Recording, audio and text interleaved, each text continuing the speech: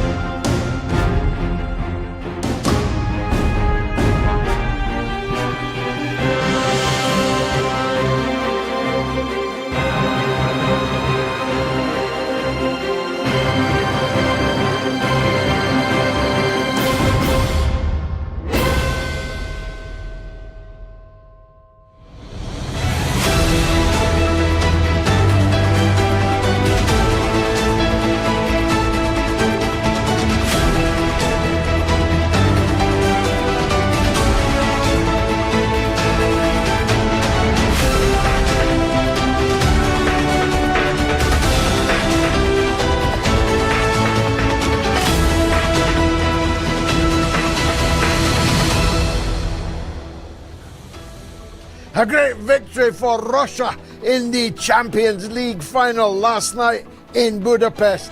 The Russian flag on the field with the Sheikh and the victorious European champions as the PSG goalkeeper becomes the first Russian in history to win back-to-back Champions League gold medals. And will they, won't they join the dance? Well, J.D. Vance says, that rhymes actually. J.D. Vance says, we're close, but we're not there yet. They're waiting on the shingle for you, Donald.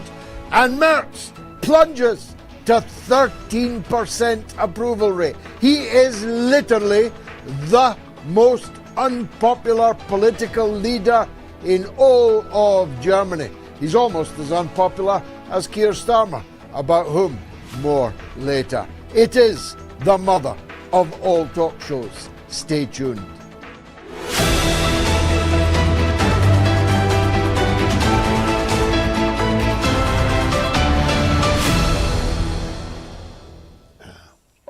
Well, the Russian anthem is blaring out at championships all over the world. The gymnastics, the Muay Thai, all kinds of restrictions and sanctions are finally being lifted.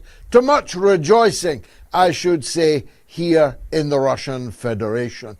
Russia is a vital part of the world. To pretend that it doesn't exist, to pretend that it is the other against whom, without whom, we can somehow survive. The lack of the basic commodities, raw materials, and oil and gas and all the other things is simply preposterous. And the good news is, apart from in Britain, that is beginning to be realized. I'm told that the British are poised to ban the sale of PSG goalkeepers' jerseys after the Russian goalkeeper, a former KGB officer, yes, FSB officer, saved the penalties that killed the hopes of the Arsenal team from London, which sacked its kit man after 22 years for tweeting sympathy with Palestinian children being slaughtered in Gaza. There was no contest for me, really, last night. It was a bloody awful game, but the penalty shootout was thrilling, and it was the Russians what won it. Magnificent saves by a former FSB officer, and then his wife came onto the field of play at the end when the medals were being presented, the cup being held aloft by Sheikh Khalifa, the owner of the Paris Saint-Germain side, and there, right next to him, was the Russian flag. Hallelujah. Sense is beginning to break out.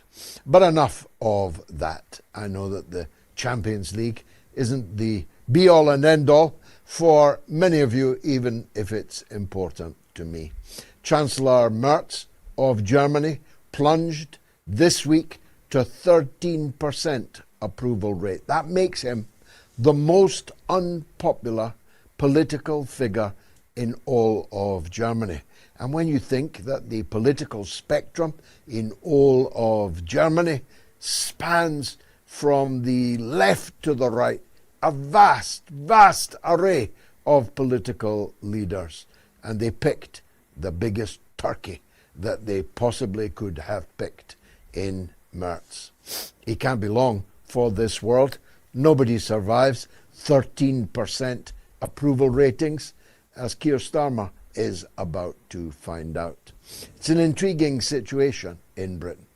As the country goes from rack to ruin, as the economy goes down the toilet, as the social stresses within the society stretch to breaking point, we have an automaton as Prime Minister, a man who nobody would cross the road to meet, shake hands with, and the very idea of being trapped in a lift with him is really quite alarming.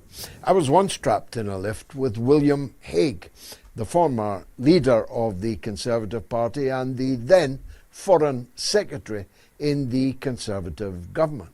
He was horrified to be trapped in the lift with me because I then subjected him to relentless questioning, like why he had just been in Jordan celebrating the handing of very sharp knives to the Al-Qaeda and ISIS maniacs whom Britain and others were supporting in the attempt to overthrow the government in Damascus, which was, of course, ultimately successful. Yes, that's right. Britain and others, United States and France and others, were successful in putting Al-Qaeda and ISIS in control in Damascus.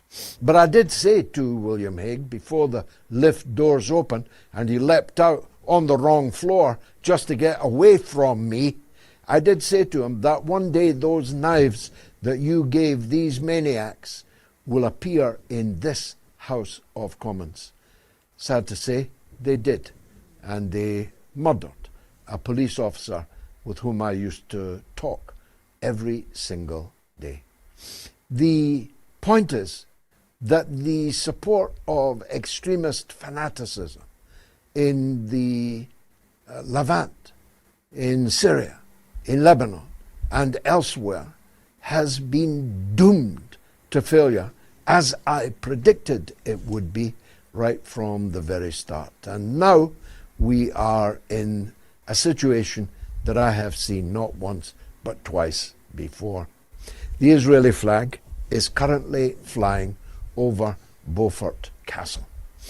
This is a Crusader fortress which has stood the test of time, of a millennium. There it is there, a very beautiful place, a very historic place, a treasure, in fact, of the Levant. The Israeli flag is flying atop it. But I was there when it flew for the first time. In 1982, I happened to be in Hamra Street in Beirut when the Israeli invasion, I think it was called Grapes of Wrath, Operation Grapes of Wrath, began. They swept across the Lebanese border. They swept up to the Litani River. They swept north of the Litani and they captured, after a bitter fight with the Palestinian resistance at that time, the very same Beaufort Castle. This time there were no resistance fighters in the castle and no weapons either. So the capture of the fortress is purely symbolic, but symbolic it is. My point is, that flag flew from the Beaufort Castle for not very long. It was torn down and the invaders were driven out progressively until they were driven out completely in the year of 2000, not by the Palestinian resistance, but by the Lebanese resistance, which, when that flag first flew in 1982, did not exist.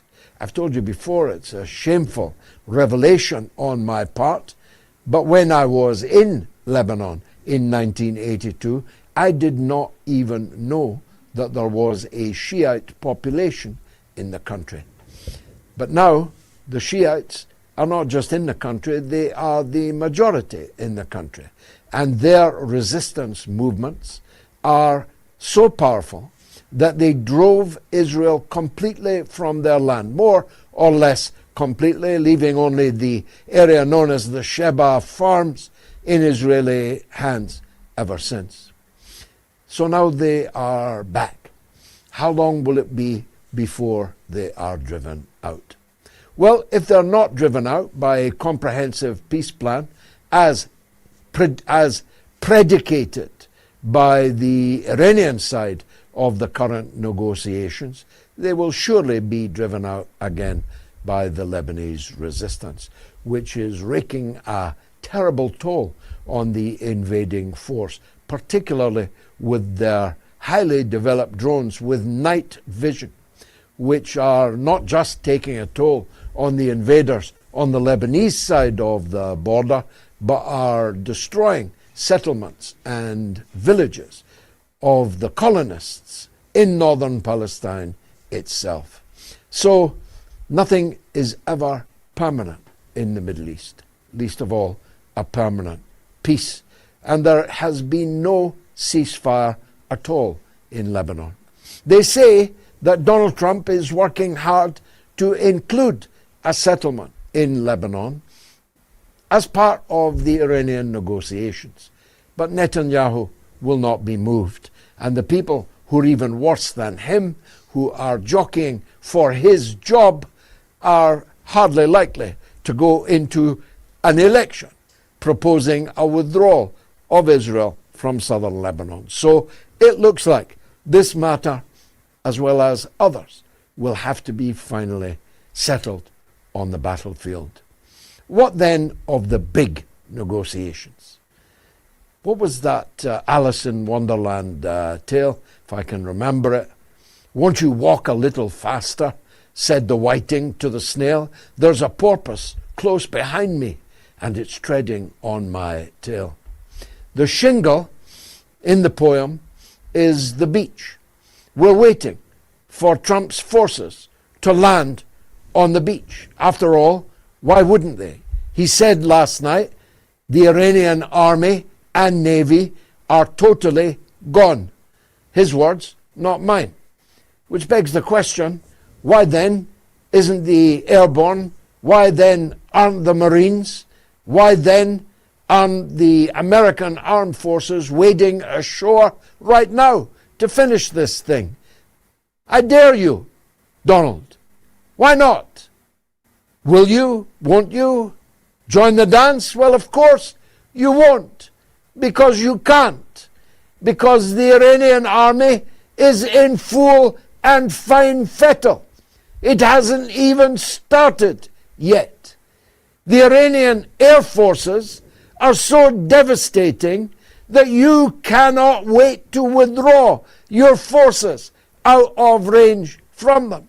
And in the negotiations, you've promised to evacuate your military bases near Iran. If that's not a humiliating climb down, I don't know what is.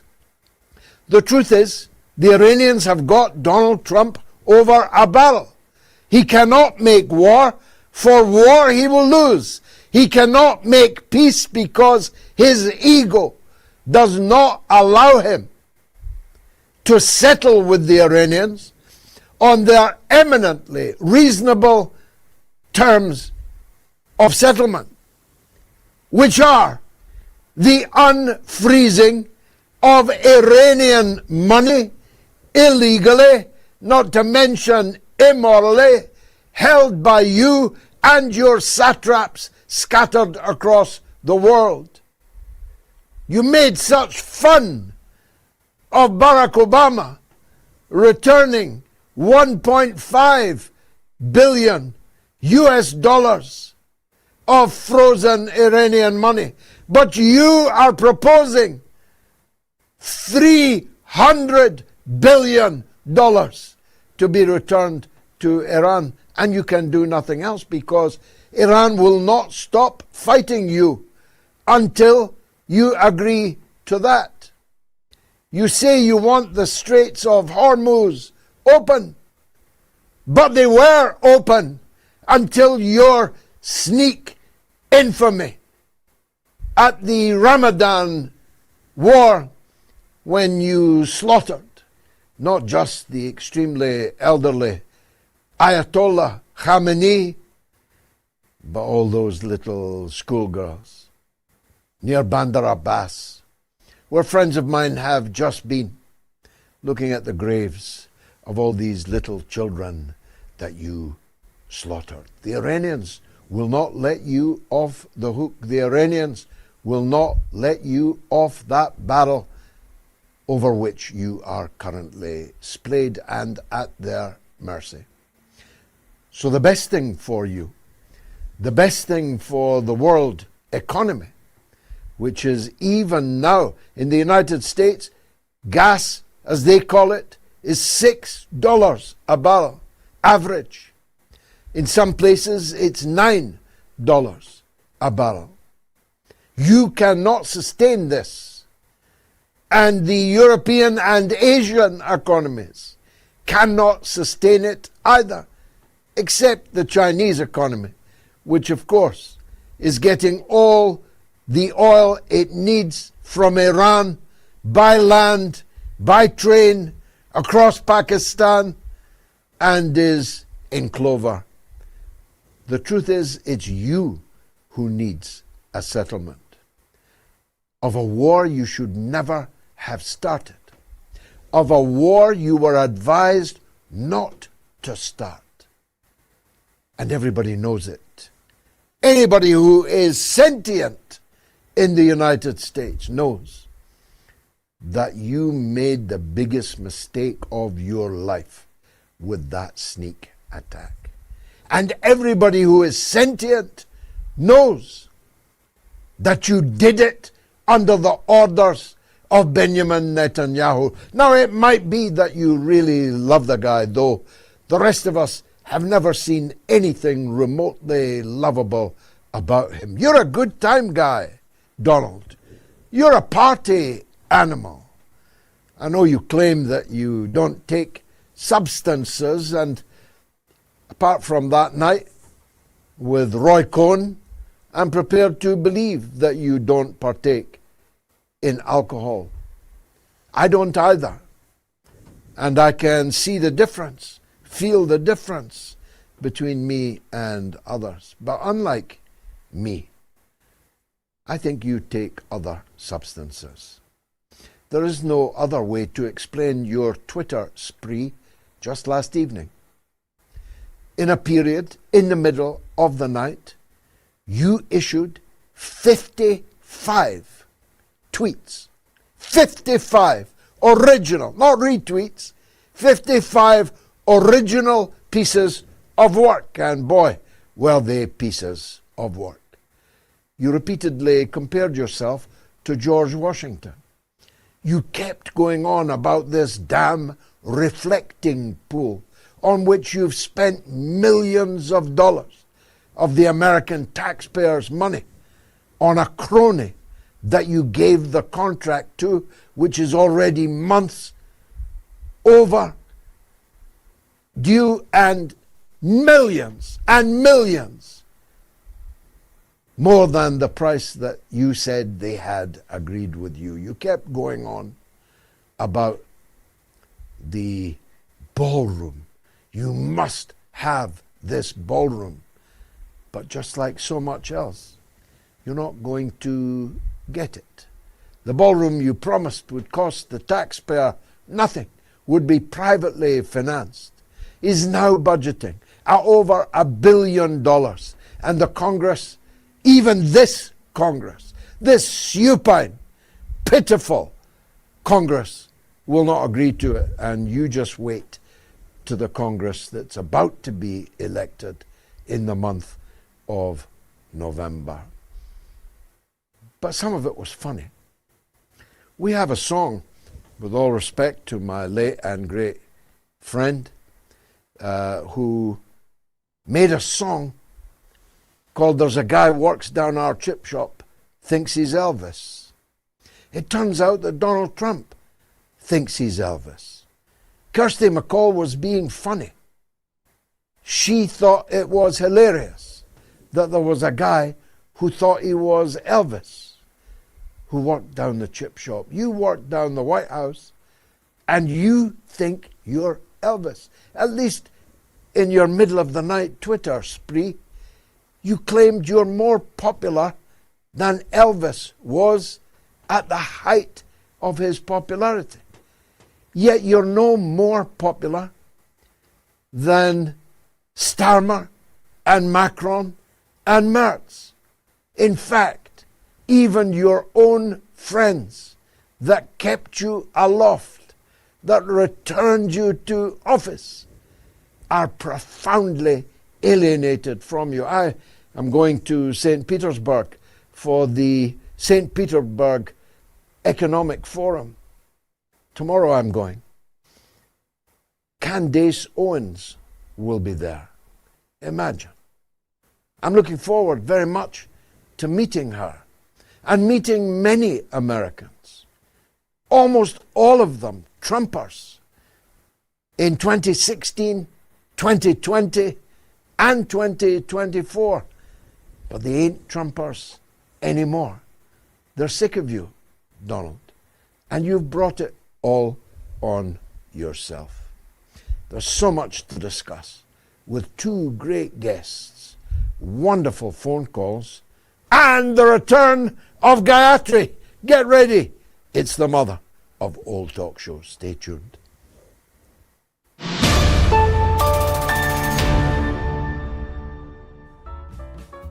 A big thanks to the people who support me on the Patreon page. I really have come to depend on the income from that. It costs £1 a week, not even the price of a cup of coffee in an insalubrious cafe. If you think you could stretch to that, please support me on Patreon, patreon.com/George Galloway. Now, the Moats team have added a tiered system on my Patreon page where you can become an official Moats graduate. How about that? I speak as someone who graduated from nowhere, from the factory floor in Michelin. But you can become a Moats graduate and legend. You can give a regular donation to support the show and my work. You can now upgrade from a mere Patreon to a Moats graduate at £10 a month, as opposed to £5 a month, I think it is. And you can receive official Moats legend status for £20.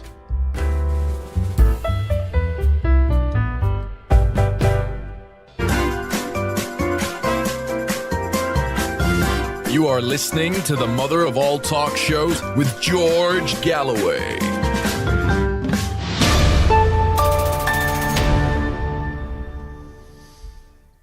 Here's the poll this evening. Will Trump and Netanyahu honour any deal with Iran? Not sure that the word honour belongs in a sentence with the words Trump and Netanyahu, but there you go. Almost 30,000 people have voted already. You can vote on my Telegram channel, t.me/George Galloway. You should follow me on Telegram. In any case, that's my castle of last resort, my last redoubt.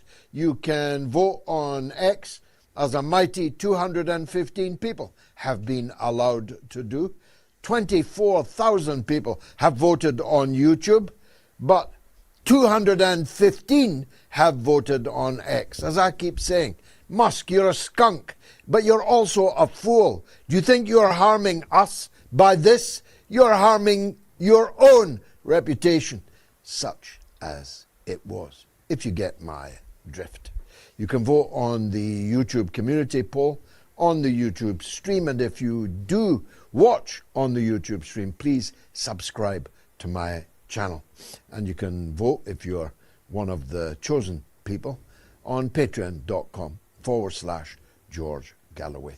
They are the creme de la creme. If you want to call the show, it's toll free in the US and Canada, +1 844 944 3344.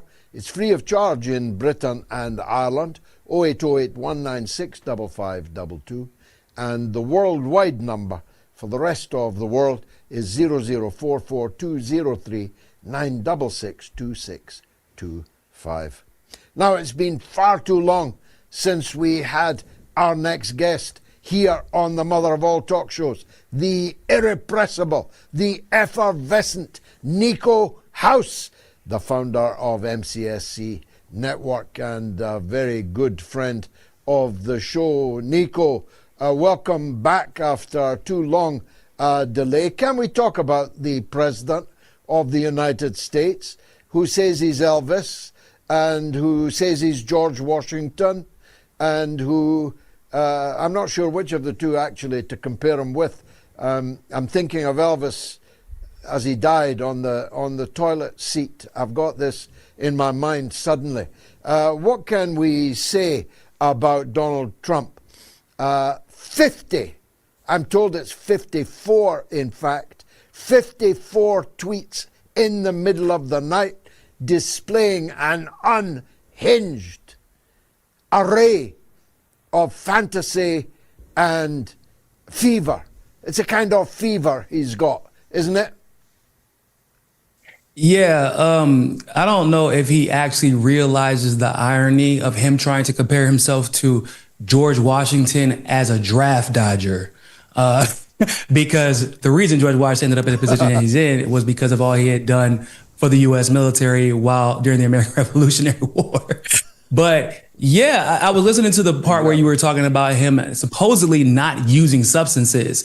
But you were absolutely right. Going on a tweet rampage in the middle of the night, out of absolutely nowhere, makes me feel like he was engaging in some of that. Maybe he was going on the slopes of Bolivian snow powder. Like, it's not normal. It's not normal behavior.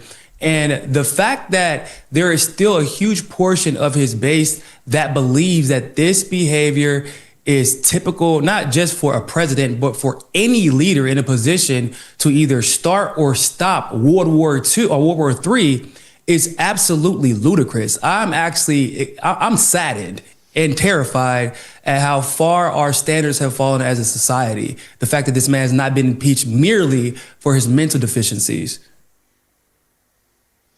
Exactly, but he's got a cabinet who would have to trigger the 25th Amendment, and instead of trying to rein him in, they unleash him. They feed him. I saw the press conference in the cabinet room the other day. They were setting up the ball for him to try and dunk. I see one of his tweets last night. He's transformed himself into some kind of basketball superstar, dunking someone. He's not helped by the people he's picked to be around him. They're harming him. Yeah. I mean, so one of the things that I've actually maintained about this administration as compared to the last administration is that this administration might be full of neocons, but the difference is they are purely clout chasers, which is dangerous because they are more concerned with the position than the power and influence that's supposed to come with the position. They're completely and totally unconcerned with the fact that even if they were to advise Trump to not engage with war with Iran, for example, or in the case of Tulsi before she left, not go to war with Iran, not engage with Venezuela, they know that they're going to be completely and utterly ignored and then potentially trashed by Trump himself, just for trying to advise him on how to go forward with conflicts that have huge economic, global impacts economically, militarily, etc. They're all clout chasers. And so when you have a bunch of yes men in your administration and you are simultaneously mentally unstable, that is very problematic. And we really are witnessing what it looks like when power players don't actually care about how much power or influence they have. All they care about is the fact that they have the title and that they get pretty little placards and they're going to be able to retire one day and their picture will be hung up in the White House for a position they actually had no influence over while they held it. Well, of course, some of them are making very big money. A long time ago, 36 years ago, I wrote a book about the downfall of the Ceausescus. Now, Ceausescu turned bad, but his children were even worse, particularly one of them, who was basically on a corrupt rampage, looting the country. The Trump family are far worse than the Ceausescus, far, far worse. I mean, even the schoolboy, Barron, is insider trading. The others, the older kids, where they're not serving as U.S. envoys in World War III trigger points, are making hay while the sun shines. They're buying startups, which then are immediately given Pentagon contracts worth billions. And their stock appreciation has become phenomenal. I mean, they make Nancy Pelosi look like a small-time player. Yeah, no, 100%. I mean, and you got to add the fact that Donald Trump Jr. is about to marry the daughter of Epstein's banker in Palm Beach. Like, they're legitimately robbing not just the country, but you could argue the world in broad daylight. And there's even more evidence of that when you just go back and look at this pattern of behavior regarding Trump's rhetoric and this ceasefire, this deal that they're supposed to be making with Iran. Every time the war is ramping up and it looks like Iran is about to finish off the United States and Israel, Trump pretends like there's a ceasefire in play. And, gas is up and everything is up. And then he says, well, we're working on a ceasefire deal. The markets begin to be manipulated. All of a sudden, our stock markets begin to hit record numbers and nobody knows why, because technically speaking, the market should be volatile and should be dropping because of supply chain issues. There's no guarantee this war is over. The ceasefire hasn't been signed, but Trump is purposely manipulating the markets so that him, his family, and his allies can make off like bandits right before they lead us into a situation that could potentially end the world as we know it. It's truly disgusting. Once again, the fact that he hasn't been impeached, or better yet, the fact that the Democrats haven't moved to impeach him and made this a key issue is disgusting. And it's exactly why the U.S. has to wake up and realize this duopoly is not the solution. Voting for one party or the other is not going to solve these problems, because if Trump can be the most unpopular president in history and you still can't find an excuse to get him out, to get out and campaign, to risk your career to get him out, then there is no democracy in the U.S. and this is about time they stop pretending it is one. Yeah, I mean, it's a one-party state, but with typical American extravagance, they called the one party two parties. And the truth is, the reason the Democrats can't go for the jugular is because they're guilty of exactly the same things. Hunter Biden was doing exactly what Donald Trump Jr. is doing, just not nearly so well. He was hampered, of course, by his addictions to very young girls and substances. but the Democrats are guilty of exactly the same things. And the only difference between them and the Republicans is that they would tie rainbow ribbons to the bombers. Yeah, that's about the only difference. I don't know if, of course, you're following the Thomas Massie election, I'm sure. But what was interesting to me was just the behavior and reactions or lack thereof surrounding the Massie election. Whenever it became clear that the Israeli lobby was breaking records to get Massie out, the only congressman, in conjunction with Ro Khanna, but that's a different conversation. I don't believe that Ro Khanna would have ever had the courage to release the Epstein files and fight for that by himself. He's just never shown that. Massie, however, has consistently shown courage on issues of both Epstein and specifically Israel. And I was waiting for one of these progressive Democrats, one of these progressive legislators like AOC to come out and call out what the Israeli lobby was doing to Massie, to see if for once we can at least act as if we have control of our democracy in another country attempting to exert control over the voters' will should not be tolerated. I just wanted to see if it was going to happen once. George, not one Democrat came out and called out the way Massie was removed from office, because it was specifically because of Epstein files in Israel. Once again, this is a slam dunk.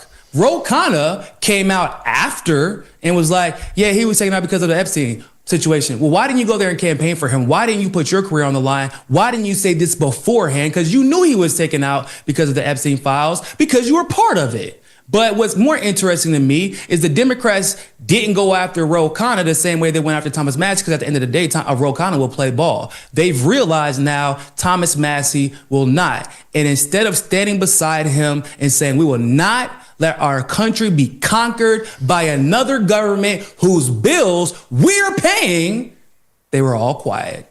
That says everything you need to know about the Uniparty in the United States.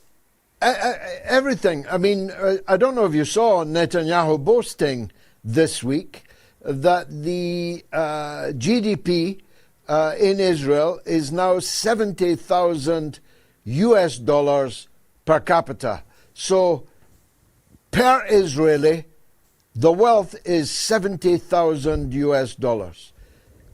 You know communities and whole states and whole cities where they can only dream of the life that is being lived by Israelis on American dime. They've got a free health service. They have free student education, no student loans in Israel, and $70,000 a year mean what? How can Americans tolerate their money going to a foreign country which is forever giving them headaches, dragging them into wars, forcing people all over the world to hate them, and it's living high on the hog? Go figure, as the Americans say. George, that's a question I legitimately ask myself every single day, because I see people arguing on social media with so much fervor saying, we can't cancel student debt. I'm not going to pay that bill, even though it would help out the majority of working class Americans and ultimately benefit our economy. Okay, so you're okay with paying the bills of Israelis? And it's usually the people who support Israel, Zionists, that are the most adamant that they cannot possibly think of even canceling student debt, can't possibly consider giving Americans free health care, even though it's not free. We are paying for it with our taxes already. We pay more than any other country in the world, and yet we still have medical bills stacked miles high. They can't consider helping their own people, their own countrymen, but they have absolutely nothing to say about how our tax dollars are giving lifestyles to Israelis that Americans could only dream of. Because even still, if we were able to, per capita, per Israeli, have $70,000 per American, it wouldn't even matter all that much, George. You know why? Because at the end of the day, we still have to pay healthcare bills, and you're always a hospital stay away from almost going bankrupt. You still have to pay for child care, and you're just one unplanned child away from being broke that week. Your car payment is probably still way too high. Gas still way too high. Energy bills are going up. $70,000 per American is basically almost the equivalent of maybe 30 to 40,000. And if you know any better, trying to support a family on that type of income is increasingly difficult. The outrage, the lack thereof rather, when it comes to Israel receiving all the benefits that we should be entitled to because we're paying for our benefits. We're just not receiving any of it, but we're paying for their benefits and they're receiving more than we could possibly imagine. You lapsed into Portuguese there, just as I was about to turn you in the direction, as it happens, of the Latin American theatre. I have, as I think you know, a very long association with Cuba, and it's now a part of the daily rhetoric, particularly of Rubio and Lindsey Graham, but also of Trump himself, that they intend, if necessary, to invade the island of Cuba, which is in a way where I came in, albeit at the age of 6. But I recall the Cuban Missile Crisis very vividly, actually, because my parents spoke of little else in the house. We thought the world was going to end. Do you think the U.S. is really going to try and invade Cuba? And what will the attitude be of the American people to that? They will absolutely try to invade Cuba. And I'll tell you how I know. I don't know if you recall, but right before this situation in Minnesota happened around January, in December, Nick Shirley went there specifically to do propaganda on behalf of the Trump administration for Trump to justify sending ICE agents and all that stuff into Minnesota. And ultimately, not until recently were they even able to charge anybody. But a lot of the charges that we're seeing were actually started by the Biden administration, and they're being finalized now. But there was zero justification for what we saw because it's Minnesota, for Christ's sakes. Like, there's nothing world changing about arresting Somalis in Minnesota. It was just a random distraction that Trump used to show that he was tough on immigration and he's going to not going to tolerate fraud, et cetera, et cetera. Nick Shirley shows up, gives him the reason that he needs, then he sends the troops. Nick Shirley goes to Cuba around the same time activists go to Cuba to send aid. He makes a huge deal that saying that he's being followed by the government, that the communists are after him, that the people of Cuba hate communism and would welcome if the U.S. Went there to invade. And all of a sudden, an aircraft carrier ends up in the Caribbean right beside Cuba. It's a pattern that we're seeing. Clearly, Nick Shirley is a Fed. He's basically admitted to getting his talking points and taking his orders from the Trump administration. And so if everything that we know holds true and consistent, the U.S. will definitely try to invade Cuba, if not for any other reason, to save face, because they need to still prove that they can have some whole control over their region of the world if they can't maintain control over the region that Iran is about to be in control of, because the U.S. can't beat them. So it's just, and that's Trump's ego, right? If he can't win in Iran, he's going to try to take over a country that doesn't necessarily have the ability to fight back by itself. So I think that within the next next 2 to 3 weeks, they'll be invading Cuba. At the end of the day, one thing this administration has shown, whatever the worst possible decision that can be made in that moment, that's exactly what Trump will do. And I think that we have to stop underestimating how delusional he's become and how aggressive he's become in trying to prove that he's strong and that the country can only be successful if Trump is exercising his ability to use U.S. military to control foreign policy and the international economy. Well, I hope they know exactly what it is they're trying to bite off. I can assure you it's more than they can chew. Niko House, as always, fantastic to see you again. A brilliant tour of the horizon. Hope to see you again soon. Niko House, founder of MCSC Network and a political commentator all over social media. You really need to follow him. Let me take a quick break, then your calls coming next. Stay tuned.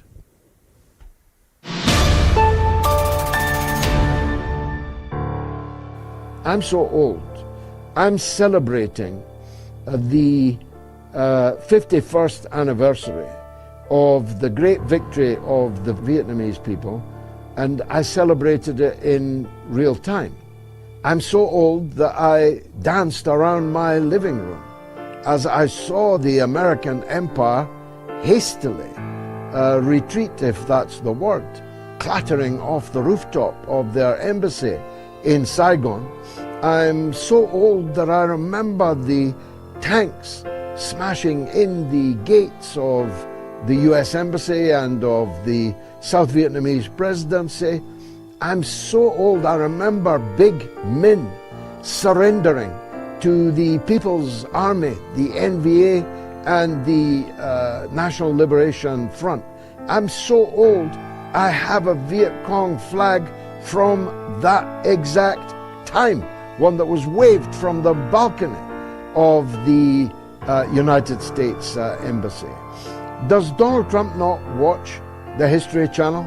I suspect that he doesn't. In fact, we know he watches the Gorilla Channel, and we know that he talks to the gorillas, gets on his haunches in front of the screen and talks to the gorillas. This we know from people whose job it was to be present in the room in the White House. So maybe when someone is so detached, unhinged from real life with real consequences, maybe we can expect a resumption of the war.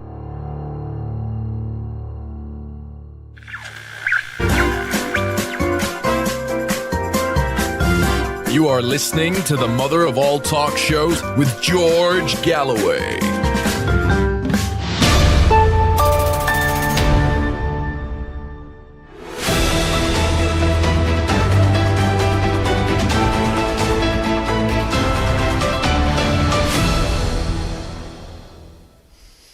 Will Trump and Netanyahu honor any deal with Iran? As I said, 30,000 people, in fact, almost 31,000 now, have voted on this. Answers yes or no on Telegram, on X, on the YouTube community poll, on the YouTube stream, and on patreon.com/George Galloway. Let's take the first call of the evening from London town. It's Mo on Iran and the US. Go ahead, Mo. Hi, George. Like you, I'm old, so all I wanted to do is run some thoughts past you, okay? So, number one, I fully expect an attack on Iran in the next few days. So, maybe I'm being too pessimistic. Based on the last two flashpoints, I expect both sides to throw everything at each other. And what that'll mean, basically, is, the satrapies in the Gulf will be severely damaged, and there will be some sort of a refugee crisis where people will basically move from an environment that becomes unpalatable, and they want to go somewhere better.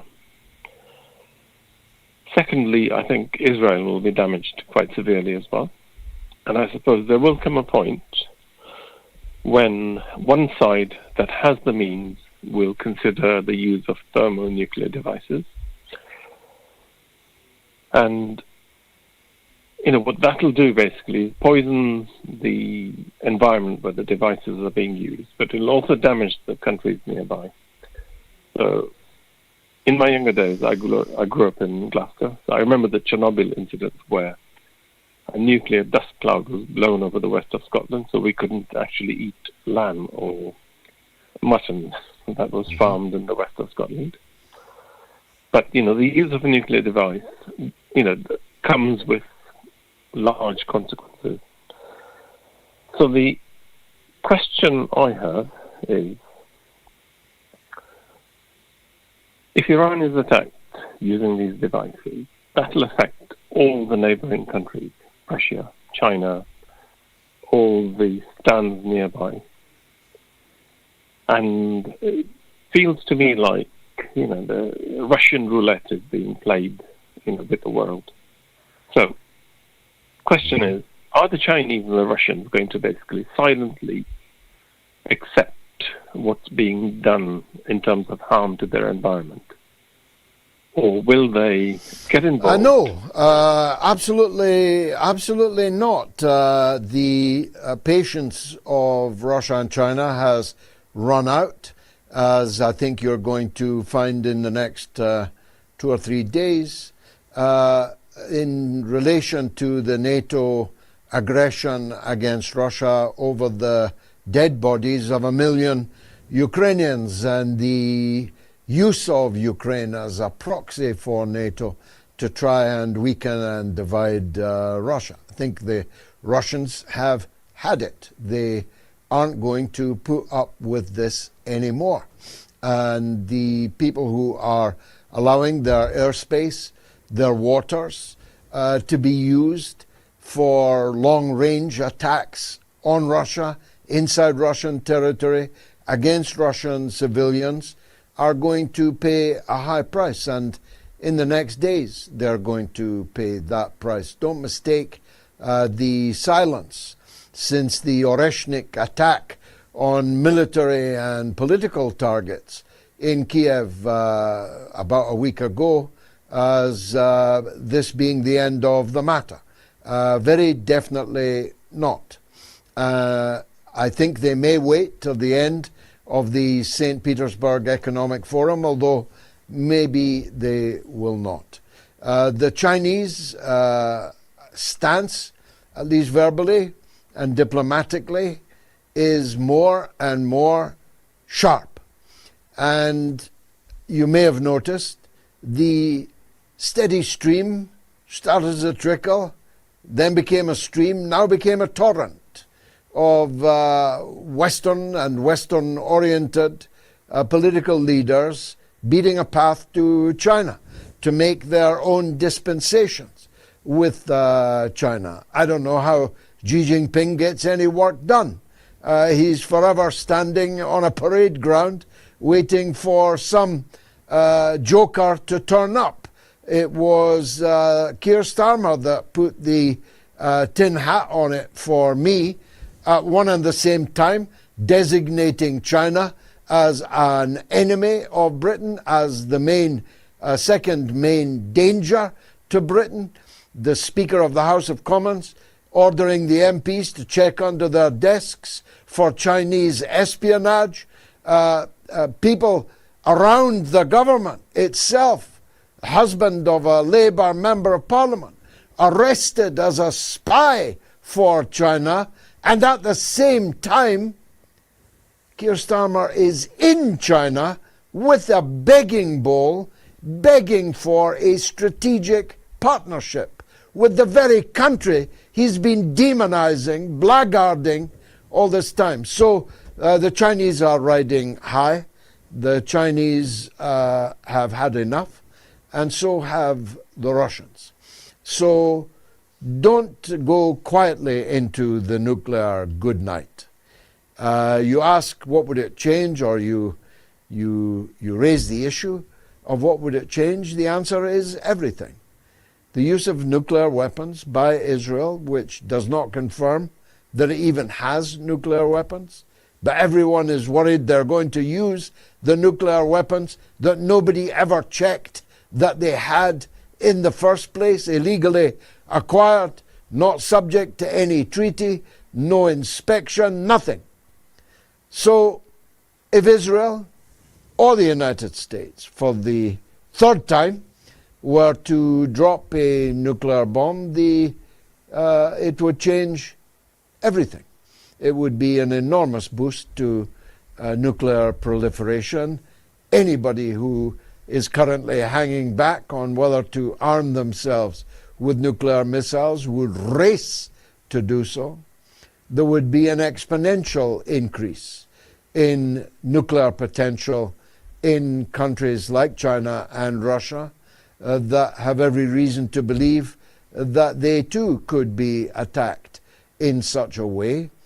The Persian Gulf on the Arabian side would cease to exist, as you rightly said. If we couldn't heat lamb from the west of Scotland after a leak of radiation from Chernobyl in the Ukraine, what about the countries that are just across the straits, 21 miles across the straits in the Arabian part of the Gulf?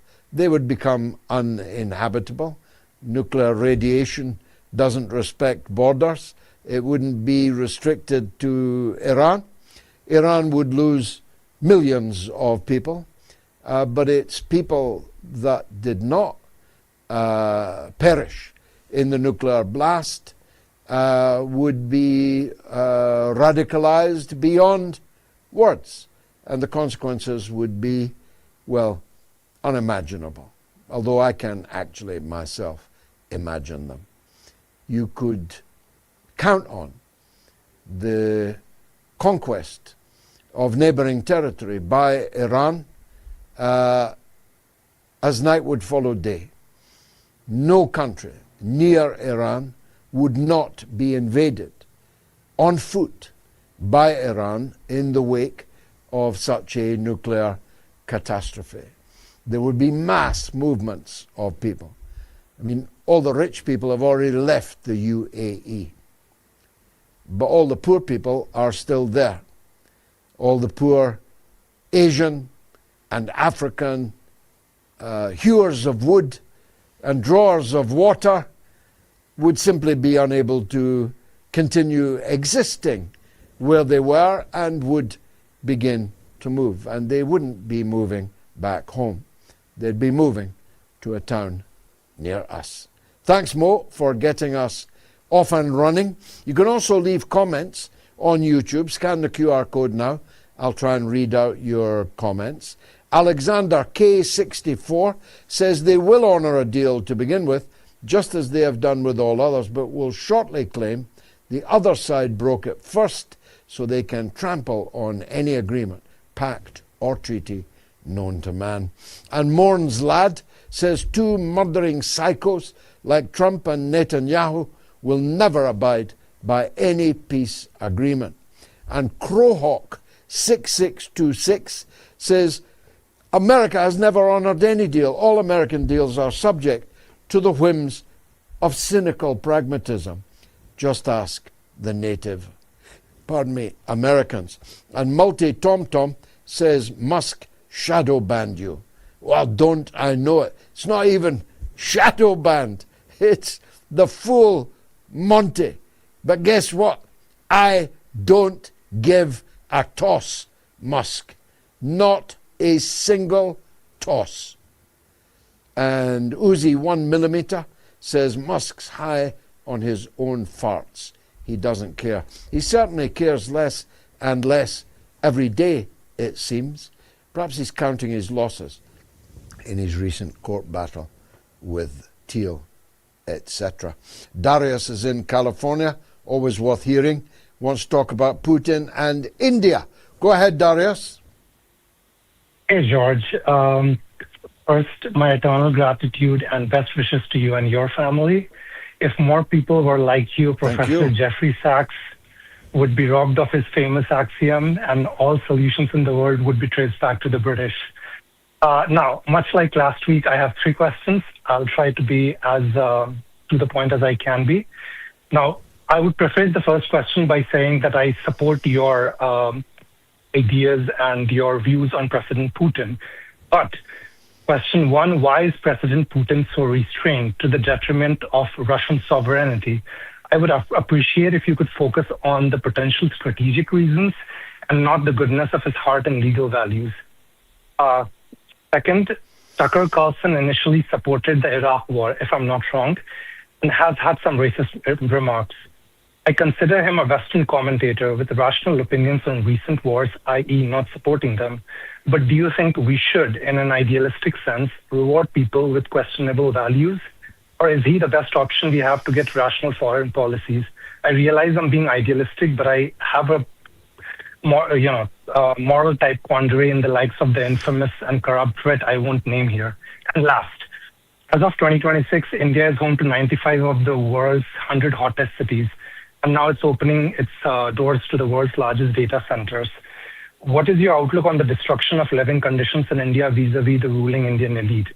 That is all, and Well, the Indian masses will have to take their destiny into their own hands, as the Chinese masses already have. If the comparison isn't obvious to everyone, the life of the ordinary Chinese man, woman, and child compared to the life of the ordinary Indian man, woman, and child, then there's not much I can do to help.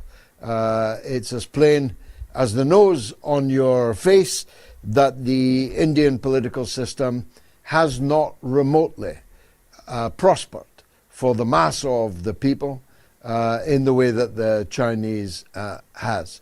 But their internal politics are their own affair. I shouldn't and won't interfere in them. As to the kindness of Putin's heart, I have no way of knowing if he's kind or not. I mean, people that I know who know him better than I say that he is, but he's definitely very legalistic. He is, in fact, a lawyer. People say he was the head of the FSB, and one of his recruits, or that service's recruits, just won the Champions League for PSG last night. So he's a lawyer by trade. He's extremely legalistic. And Russia is an extremely legalistic place. It is still the most bureaucratic place on the earth, as it was in Soviet times, but at least then you had socialism to compensate for it. Now, of course, Russia is a capitalist country with extraordinary levels of bureaucracy.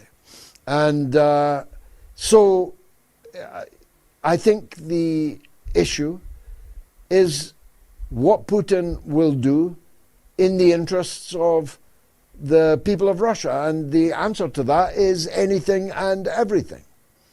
And I'm telling you, and I have this not from him personally, but from secondhand from the horse's mouth, that Russia's patience is over, and that very dramatic things are going to happen in the next days. Something big is about to happen, as it was put to me earlier this evening before the beginning of the show. So when Putin says the Ukraine war is nearly over, he doesn't mean that the Americans are going to negotiate a closure. He doesn't mean that Zelensky, literally addicted to the war pays for his addictions to narcotics and, of course, to cash. It's going to come on the battlefield. It's going to come from dramatic developments on the battlefield. And that's because Putin governs for the sake of the Russians, not anybody else. And that's, in a way, I did an interview this week. It's worth looking at. It's on my YouTube channel. It was with people, Englishmen in Moscow, who run a thing called The Bridge, which is a very fine organization. And they're giving some Bridge Awards, and I'm one of the nominees, and they interviewed me. It's worth watching. But I made this point. The reason why people in America, Britain, Canada, all over the world, France, Italy, like Putin is because they can see that he governs only in the interests of his own people, not somebody else's people. It's not like Starmer, who governs in the interests of fond of lying in Brussels, or Joe Biden and now Donald Trump in Washington, or Netanyahu and Katz in Tel Aviv. No. Every decision that Putin makes, he makes it for Russia. Now you, and indeed I, may criticize and doubt some of the decisions that he makes, but be in no doubt that he's making them out of his own estimation of the real interests of the people of Russia. Of that, nobody here is in any doubt. Now, a big thanks to some of tonight's top Moats donors who have been backing the program through moats.tv, our website. Monica Macias, M.N. Baig, Lynn Timperley, George J. Ashkar Jr., and Jacqueline Biggs. A big, big thanks to all of you for your generosity. And a big thanks to those who are going to be generous, at least up to the limit of their ability. As I said the other night, you're going to watch me for 2 hours, expending all of my energy, giving you all of my long experience in analyzing great world events. You wouldn't stand in front of a busker for 2 hours, then leave without putting at least $1 in his hat. So here's my hat. It can be found at moats.tv, our website. Leave at least $1, a pound, or €1, or any other currency. You just click on the words donate now. Do whatever you can. If there was a Nobel Peace Prize for actually working for peace, Glenn Diesen would already have won it. And they wouldn't even have to pay him travel expenses because he lives in Norway. Glenn Diesen coming up. Stay tuned.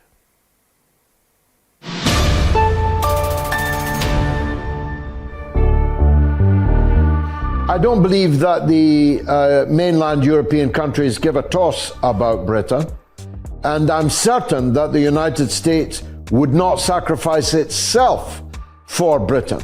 That's why I say Britain is completely marginalized.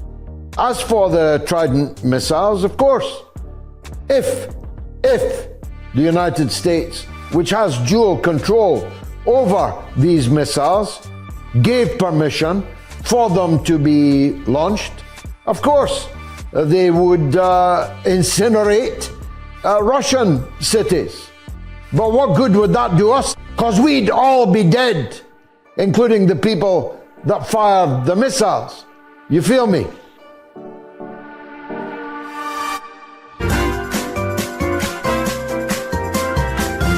You are listening to the mother of all talk shows with George Galloway.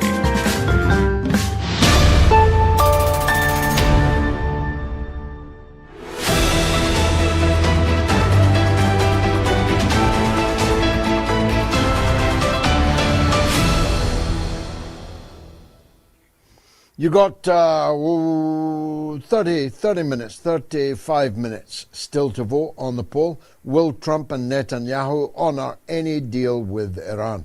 Yes or no? And let's get that up to 35,000. Why don't we? That's quite a big poll. It's overwhelmingly, the answer is overwhelmingly no.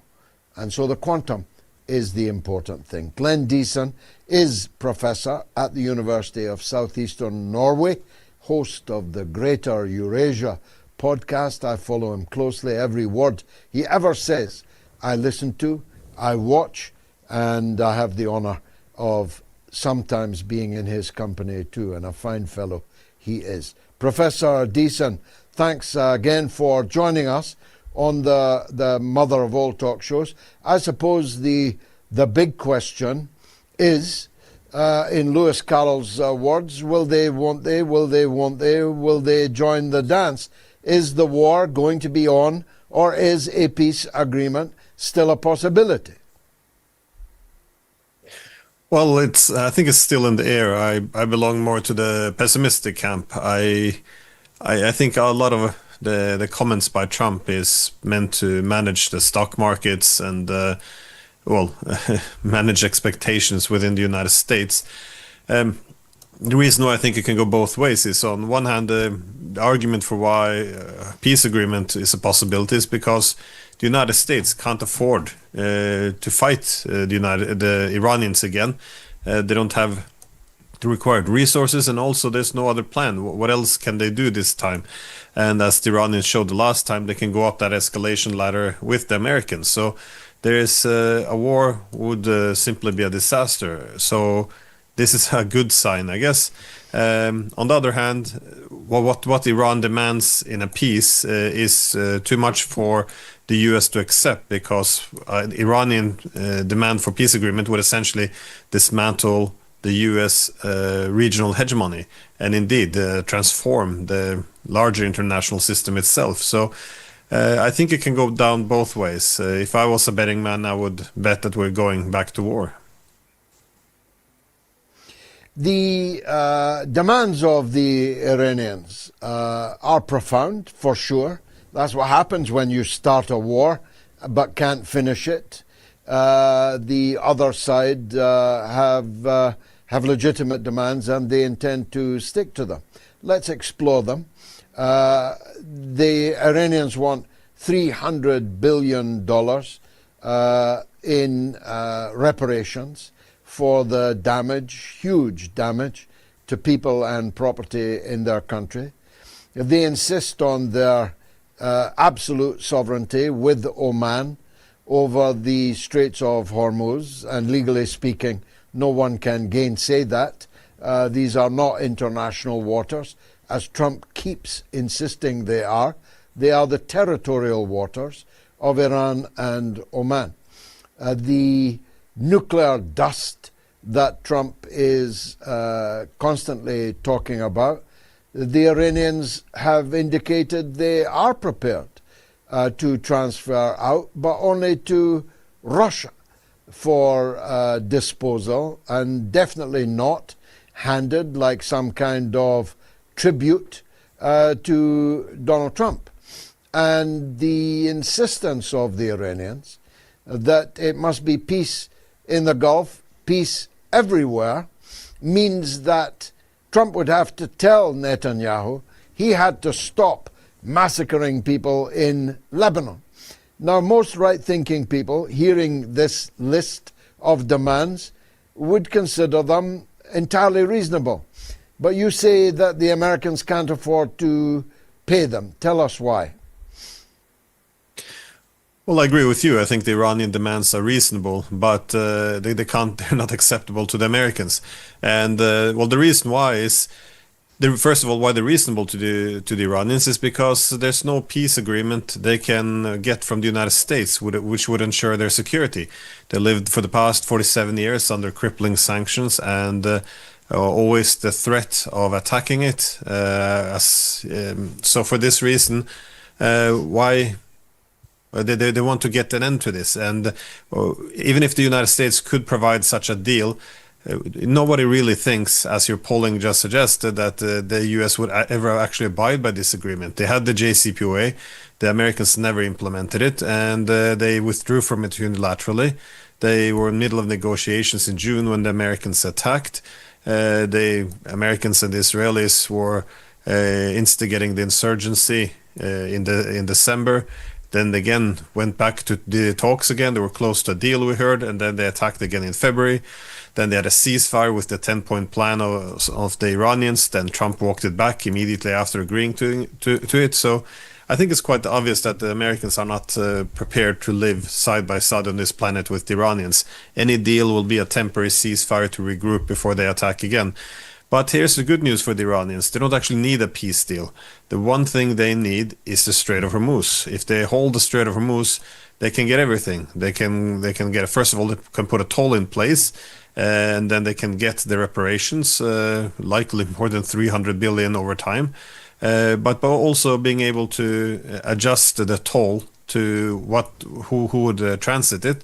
They can also get their economic security and also military security. That is, they can put higher toll on countries that sanctions Iran, so they would put economic incentives to remove the sanctions. They can put higher toll on countries which threatens Iran by hosting US bases. They can put higher toll on countries that sells their oil in dollars, so which keeps the petrodollar system in place, which is why the US provides what they call security to the region. So for this reason, if they hold the Strait of Hormuz, they become a massive regional power, and the ability to ignore Iran's security concerns, as they have done under the US-led alliance system, essentially comes to a grinding halt. So this also dismantles the US regional hegemon. So this is why it's very difficult, if not impossible, for the United States to accept. But it's not much they can do. They can't really get the Iranians to let go of the Strait of Hormuz through warfare or in any negotiation, simply because there's no trust in any deal which would give the Iranians economic and military security in any other way. So this is really, I think, why it's very difficult for the US to accept. But as you correctly argued, the Iranians also want the peace to be extended to Gaza, Lebanon. I can't imagine the Israelis preparing to stop the slaughter there and pull back.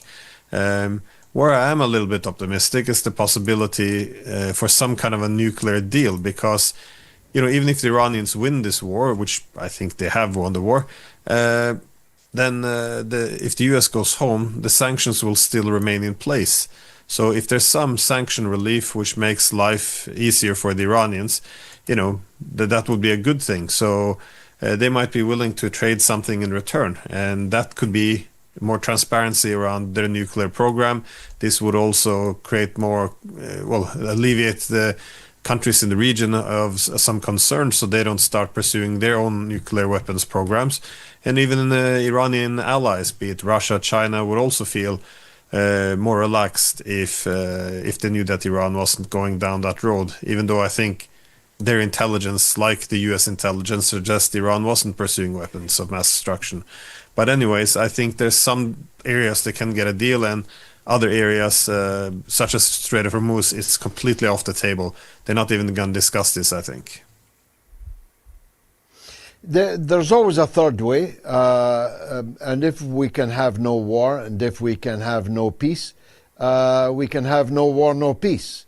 We can have a continuation of the status quo, which, that serves the Iranians decently well. They've raised quite a lot of money just this very week from tolls. It's possible, isn't it, that from the American and the Iranian point of view, that the current situation persists. The losers in that are the European and Asian economies, and the consumer in the United States itself. Yeah, I agree. And I think this could have been part of the US plan now as well. That is, the high-intensity war for these 40 days with Iran, it was not sustainable for the US. They were running out of ammunition and essentially spiraled out of control. I think for the US, they can see this being, instead of simply ending it, it could have been in its interest to simply put it on the slow burner. That is, to every now and then do a little attack on Iran, try to drain it slowly of military and economic power, put this as a double blockade on Iran, trying to scare away some ships. I think this could have been a plan, and also they would limit the oil exports from Iran to China. I think China is also an important target in this war for the United States. And so this could have been an interest in the United States. The problem is that Iran also has a benefit in going a bit slower, because they're essentially putting the Strait of Hormuz, the toll, they're making this the new status quo. As you said, over the past 24 hours, I think there's been about 28 ships or so which have sailed through, and they're all paying toll to the Iranians. So, and they're discussing now with Oman how they can do it together. which I think would be healthy to have it more of a regional management security architecture instead of having it solely organized by the Iranians, and then that this could cause some instability. And we saw that Trump, he threatened to blow up Oman. That was blow up was direct quote, if Oman works with the Iranians, but they seem to be nonetheless moving ahead. So I think when you see where this war is going, you can tell that the Iranians are on top, irrespective of what Trump tweets every hour, and people will start to bet on the winning horse. And you see gradually betting on Iran, and that's why more countries are now reaching out to Iran, trying to make peace with the new reality, which is that there will be a toll. It will be under Iranian control, and the geopolitical situation of the region will change. So, it's you adjust to reality. At least countries which would like to prosper, and I think that's what we see happening. So the Americans might find this incrementalism, which they usually love, to be a big problem with the Iranians. Oman, a country for which I have great affection and know well, is one of the winners in this situation. And the UAE, which Oman used to own, of course, till the British took it from them, is one of the big losers.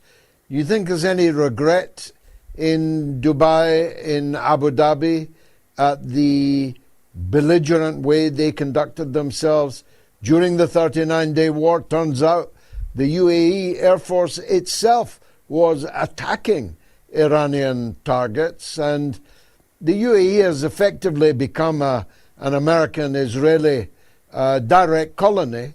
Do you think there's any sign of regret from them at the line that they took?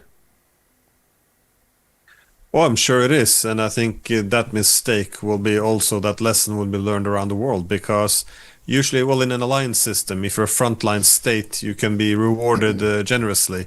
For example, during the Cold War, we knew that the Americans were very eager to make sure that the West Germany was better than East Germany, that Taiwan was better than China, South Korea better than North Korea. So there tends to be a very good position for frontline states. The problem now is that we have a declining hegemon, and in such a situation, instead of offering security, these countries end up with a target on their back. And I think they went into enthusiastically believing that the United States would be able to knock out Iran. And for the UAE, at least, they probably had some additional incentives, assumption that they would get some of their islands back in the Strait of Hormuz, which the Iranians seized in the 1970s. So they probably had their own goals in that part of the world. But no, I think if a war breaks out now as well, my prediction is that UAE would be the one hit the hardest. They're hosting reportedly Israelis troops on their soil. They participated directly in attacks on Iran, and their rhetoric has been among the most aggressive as well. So I think this is they bet everything essentially on the losing horse, and I think that they will probably pay a very big price for this. But beyond the Gulf states, I think a lot of countries will learn a painful lesson about the declining hegemon. That is, the US still tries to be everywhere, which meant when they went to fight the Iranians, they realized that they already handed over many of their missile defense to the Ukrainians, so they tried then to acquire more, so they diverted the missile defense resources they had in South Korea and East Asia. So essentially, at the end of the day, nobody felt secure anymore. The Europeans feel that the Americans turned their back on them. In East Asia, they're asking themselves, if we're an ally of the US, we can get a target on our back, and when it's time to protect us, they might actually pull the weapons out. And the Gulf states, like the UAE, are probably also discussing these issues. How smart is it to tie your security to declining hegemon? A declining hegemon which will likely use its frontline states not for deterrence, but as a sacrificial lamb in order to, or a proxy to attack rivals. So, again, if this war restarts as well, they will probably start with a very high intensity, and the Iranians will be prepared to go up the escalation ladder yet again. They will torch their energy facilities, the desalination plants if required, and a lot of these states can turn back into deserts. And again, I don't wish that on anyone. So I really hope for their sake that there won't be a return to war, which is why it's a bit surprising, the rhetoric of the United Arab Emirates. Amen to that. Now, you mentioned Ukraine. I'm in Russia. I'm on my way to St. Petersburg for the Economic Forum. All the talk here in Moscow is of very severe punishment for the Kiev regime for the massacre of 21 school children, most of them school girls, and the wounding, maiming of tens more. And actually another, in Donetsk this time, another dormitory was hit by Ukrainian missiles only this very day. And the word is that the Russians have decided this far, no further, gloves are off, and big things are about to happen. Is that your sense also? Yes, I think I also hear from Moscow that something has fundamentally changed now. And I think it was always just a question of when this would happen, because since 2022, we've seen that NATO has gone up this escalation ladder very incrementally. That is, in the beginning, they discussed, can we send tanks? Can we send HIMARS? Biden said, F-16s means World War III, that's too much. And we gradually went up there with... but then when it came to the to supplying long-range missiles striking deep inside Russia, we really went into different territory, because the Russians, everyone knows that these missiles are launched by American and with the British and the Storm Shadows, also British contractors. So you call them Ukrainian missiles, but it's Western war planners, it's NATO missiles, it's NATO intelligence, it's NATO targeting. And things have gone very far now. Indeed, if you're sitting in Russia and you're assessing threats, you would look at intentions and capabilities. Well, the Europeans are stating their intention very clearly. They are saying, well, we have to destroy the Russian economy, its energy infrastructure. To do this, we need to do long-range strikes deep into Russia. And they're saying we're going to mass produce these long-range missiles. And so they're building the capabilities, they're expressing the intent quite clear, and then they can just say, well, it's just helping Ukrainians. But this was always a proxy war. It's been defined as such by Boris Johnson, Marco Rubio, and now when you have, the audacity, it's gone so far now. You have the Lithuanian foreign minister arguing for that the US should neutralize Kaliningrad, with 1 million Russian civilians living there. It's just... The rhetoric is gone, completely off the rails, and not just, but also with the attacks on Russia, that the drones going through the Baltic states. It's this is not a proxy war anymore. It's become a direct war. So, with the attacks on the dormitory in Lugansk, there's nothing. It's impossible, even if. Because over the past 4 years, the thinking of Putin, I think, was always, I can either strike back, retaliate against the Europeans or Americans, but then I'll risk World War III.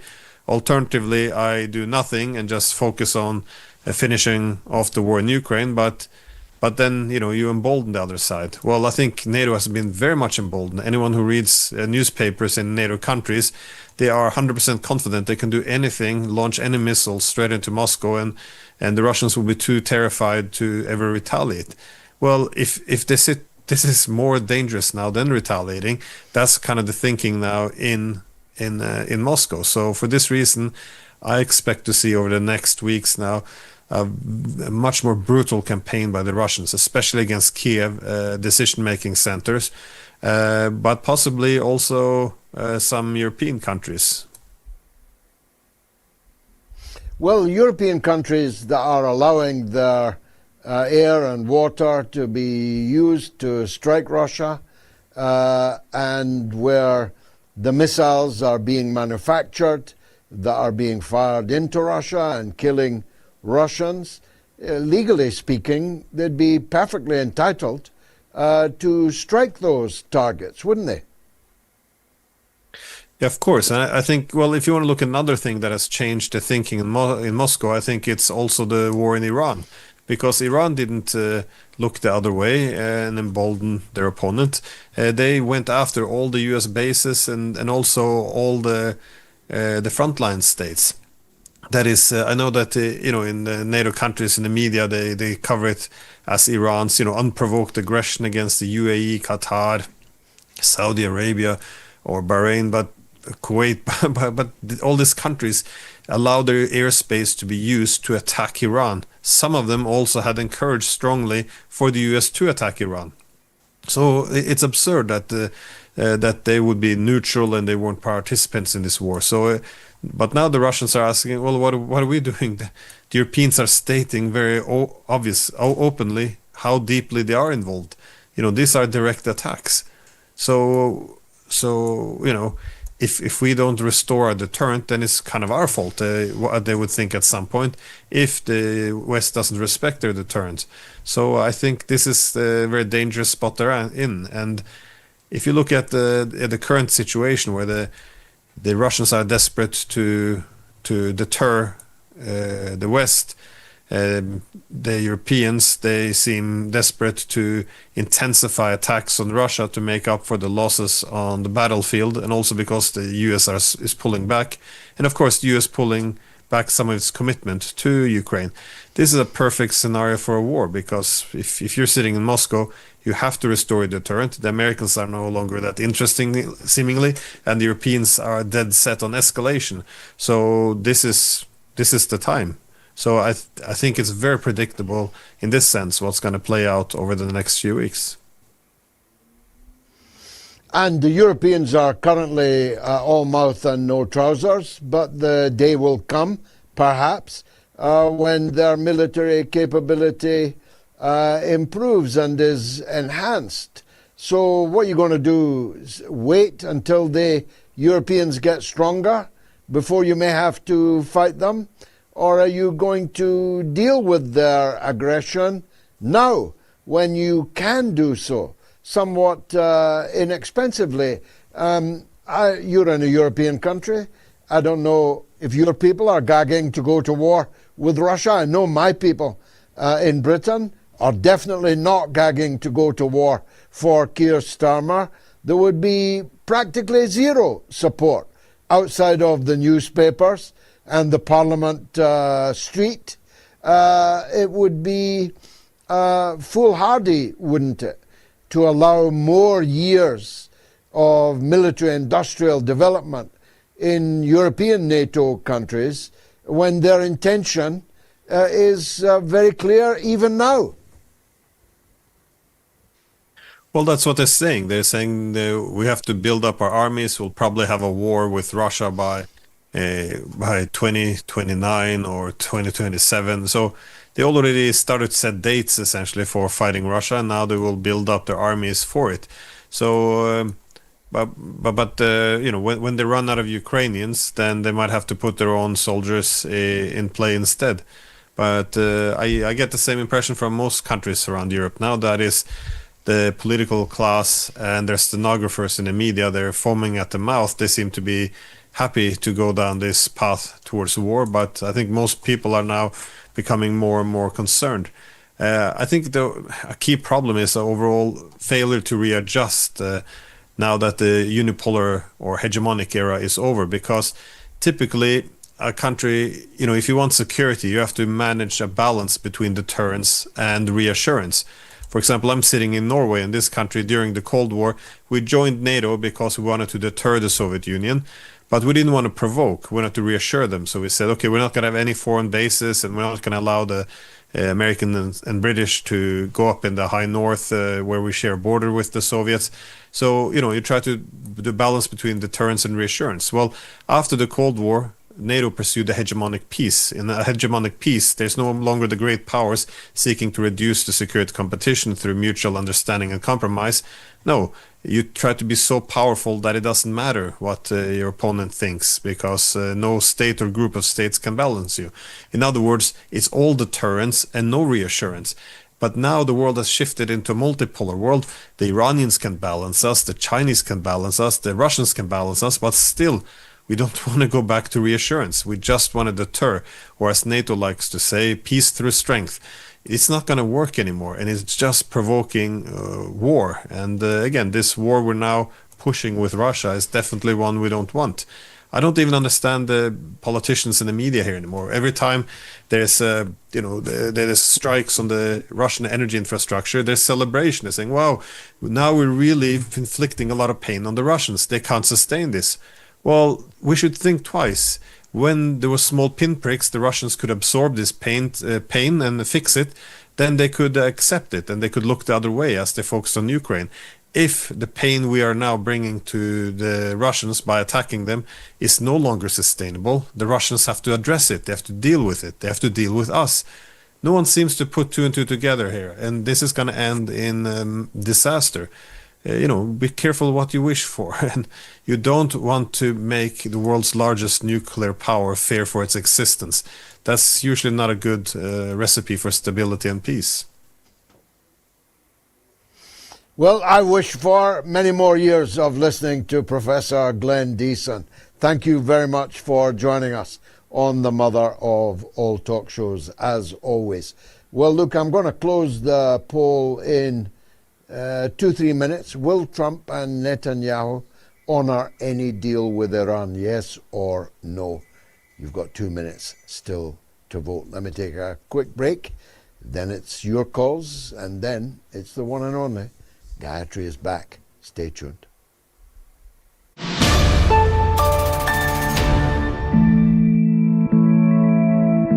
The king of Saudi Arabia, King Faisal, at this time said something incredible. You can't imagine it being said nowadays by any of these Arab leaders. He said, you are the ones who can't live without oil. Our ancestors lived on dates, and we can easily go back and live that way.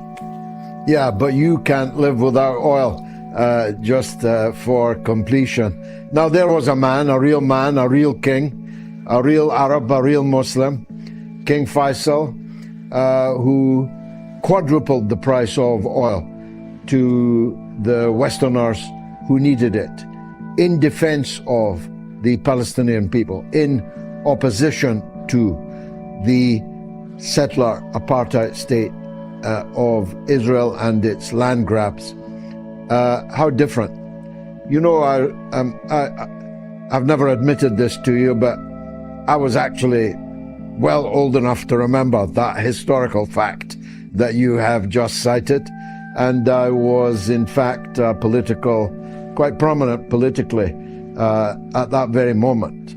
And I wrote about it in my audiobook, Street Fighting Man, in some detail. So I'm bitterly aware of how the Arab world in 1973 has declined as I look at the pitiful performance of the Arab leaders who can only convene to denounce Iran for retaliating to a massive American and Israeli attack upon themselves, but couldn't lift a finger even to deliver bread to the starving Palestinians in Gaza.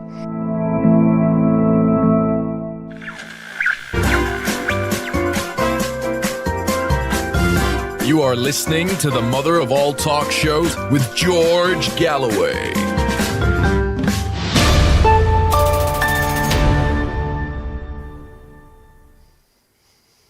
Let's go to the United Kingdom.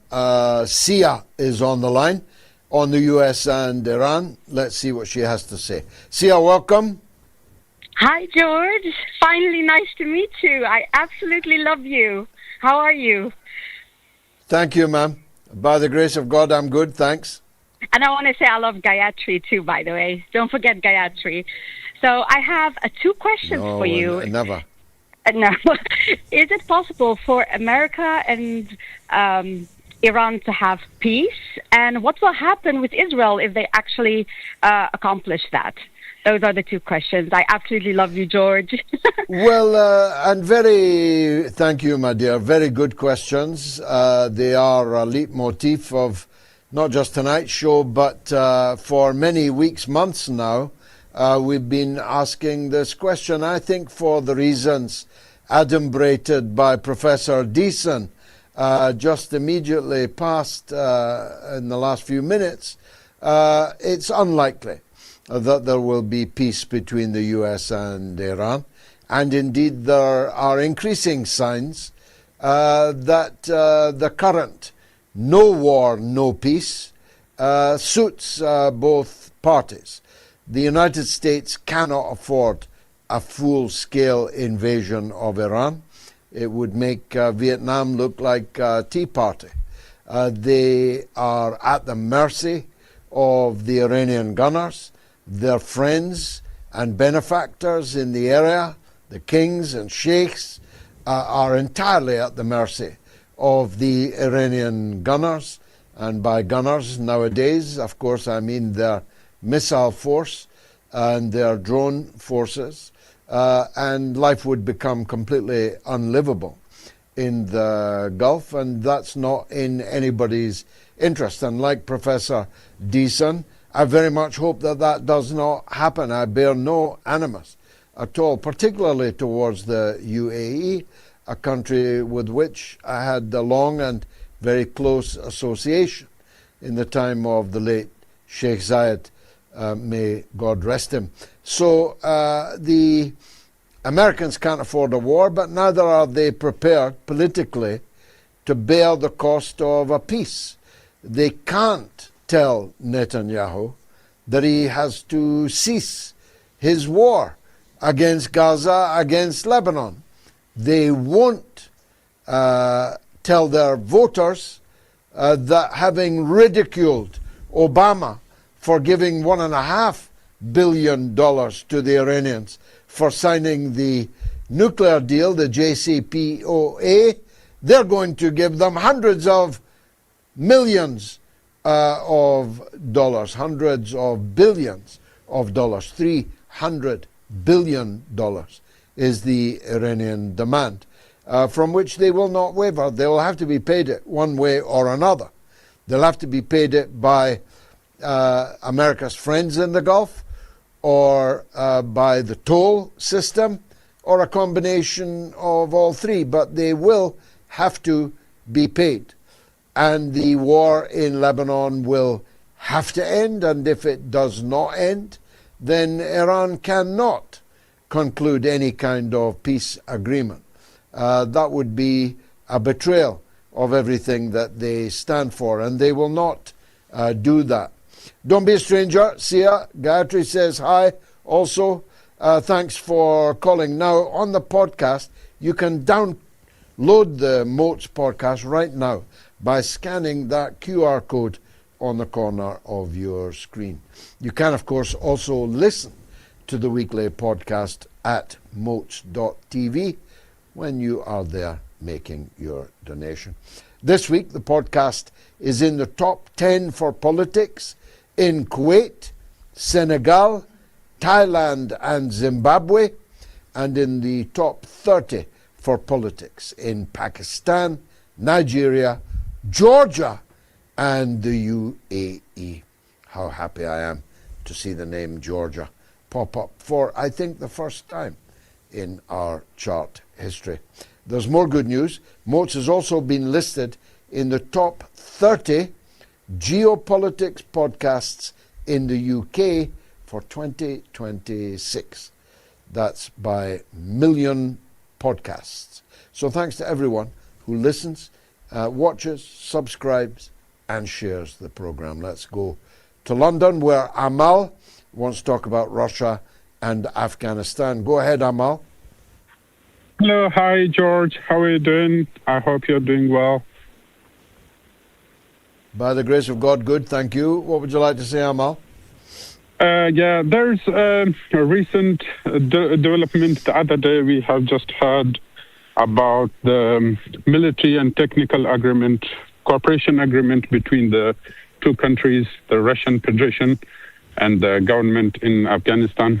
What would be the implications of this military agreement on the region and specifically on Afghanistan? If you could answer to that. I'm for amity and agreement between Russia and all of its near abroad. And that, of course, includes Afghanistan. A very long and bitter war was fought there, first by the USSR, then by the United States and Britain and others. The Afghans have paid a truly enormous price for their geographical position. They are subject constantly to the interference of their neighbors, to put it no more highly than that. And so a stable relationship with Russia, they already have one with Iran, they already have one with China, is for the benefit of all concerned. People ask me all the time about the ancient and peculiar hatred between Britain and Russia. And the answer to that, if I had to give one reason for that, begins with an A, and it is the word Afghanistan.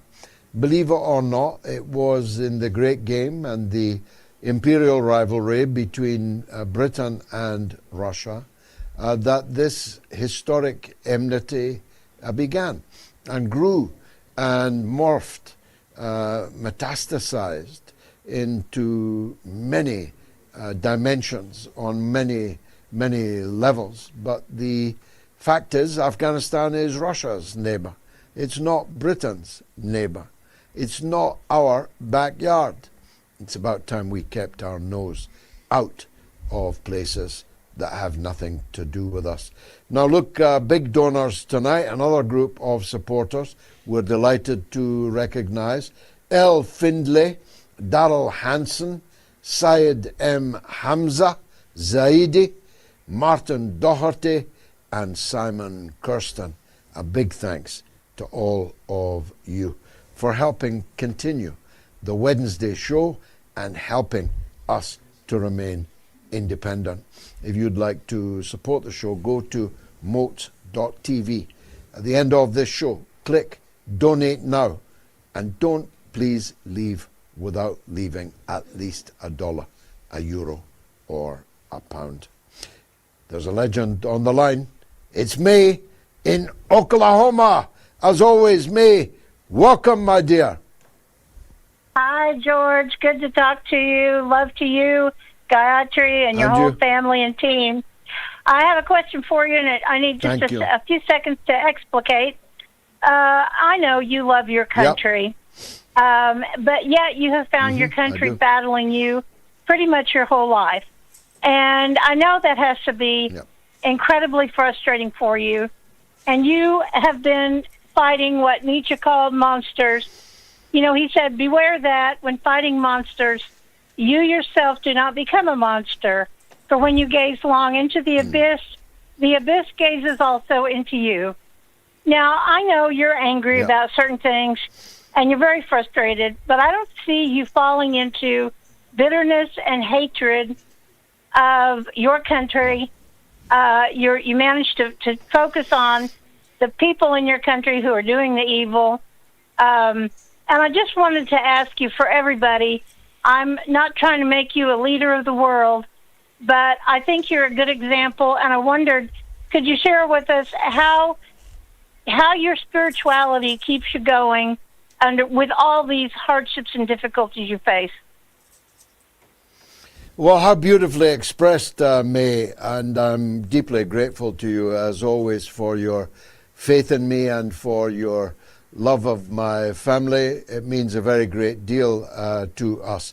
I find it easy, to be honest, and I spend a lot of time in China and in Russia explaining to people who talk about the British, not in a good way, that it's essential to differentiate between the mass of the ordinary people in Britain and the ruling elite, who are the ones responsible for the historic crimes and for the contemporary crimes. In China, you can imagine the Opium Wars, the burning of the emperor's summer palace, the seizure of Kowloon of Hong Kong. The Chinese have every reason to dislike the British Empire, but it was the British Empire. It wasn't the common 5/8 of British humanity that committed these crimes. And even those who were involved as soldiers were dragooned by one means or another into serving people who cared nothing for them and in whose interests they were acting. Sometimes they had no choice. They were conscripted, or they were conscripted by poverty and desperation. And so it's vital, and I spend a lot of time doing it, in China and in Russia, and elsewhere actually, to explain to people that whilst I can never, have never, been an advocate of my country, right or wrong, who more than me has to speak against the wrong done by my country? If not me, who? Then it's equally important not to conflate the British working class with the crimes of the ruling elite who exploit both the British working class and the poor of the Global South and of the former empire. I believe I'm doing God's work. Don't get me wrong. There's the main difference between St. George, the slayer of dragons, and me is that I certainly am no saint. There aren't many sins in my life that I have not committed. And it's one of the reasons why I have to work so hard on the public level to expiate those sins and to have any hope of entry into paradise on the judgment day. And that I'll continue to do. And with your love and support, I believe and hope. Some final comments then. Otro B30, Netanyahu will never give permission to his servant Trump to make a final fair peace deal with Iran. A truce at most to give more time to Israel to rearm. And EMIZ 9KG says basically he's lost the war in Iran, so he wants to show he can do something by attacking a small island like Cuba. And Witness Death of Israel says hands off Cuba, Bavoso Trump. And Wayne Courtney 5448 says the days of the US bullying the rest of the world are over. Time for Operation Go Home, sit down and shut the F up. And Joe in Manchester is on the line. Wants to talk about Gaddafi's son. That's interesting. Go ahead, Joe. How are you doing, Uncle George? Everything is all right with you? By his grace, all very good. Thank you, Joe. I just want to talk about, why did Gaddafi's son, who was about to go and be a president as well, and 80% of the Libyans, because they have been so exhausted about all of this new governments and all of that, they want to put Saif, who is his son, and he was his heir as well. So why exactly, I think 20 days or 25 days before the war of Iran started, he just got killed and nobody even talked about him. And the other thing is, I want to ask about, is why does the UN, how can I say it, supporting and helping all of them refugees who come from different countries, down to Libya, and they are basically supporting all of that with money, with everything, to take them out of there.